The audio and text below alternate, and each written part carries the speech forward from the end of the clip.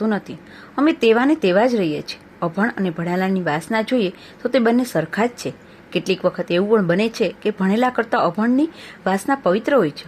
ભણ્યા પછી વાસના નબળી બને અને સાથે તેમાં દુર્ગંધ પડે, તેના લીધે બુદ્ધિ પર, જીવન પર જ્ઞાનનું જે પરિણામ થવું જોઈએ તે થતું નથી। એક ભાઈ બજારમાં ગધેડા વેચતો હતો। તેની પાસે 10-12 ગધેડા હતા। તેની પાસે કોઈ માણસ આવ્યો અને ગધેડાની કિંમત પૂછી તો તેની કિંમત તેણે 50 રૂપિયા કહી। બીજા ગધેડાની કિંમત પૂછી તો તેની પણ 50 રૂપિયા કહી। ત્યારબાદ ત્રીજા ગધેડાની કિંમત પૂછી તો વેચનારે તેની કિંમત 150 રૂપિયા કહી। તે સાંભળીને પેલા ભાઈને આશ્ચર્ય થયું। તેણે ગધેડાવાળાને પૂછ્યું, ગધેડા તો બધા જ સરખા છે, તો તેની કિંમત 150 કેમ? ત્યારે ગધેડાવાળાએ કહ્યું, આ ગધેડાએ મારી 100 રૂપિયાની નોટ ખાધી છે, તેથી તેની કિંમત 150 રૂપિયા છે।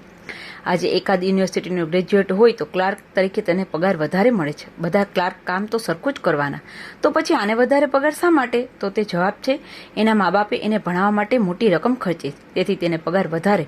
મેટ્રિક થયેલાનો ઓછો પગાર અને ગ્રેજ્યુએટ થયેલાનો વધારે પગાર, તેનામાં માનસિક અને બૌદ્ધિક ફરક છે માટે નહીં, પરંતુ વધારાનું જ્ઞાન મેળવવા માટે તેના બાપાએ મોટી રકમનું રોકાણ કર્યું છે, તેથી તેને વધારે પગાર અપાય છે।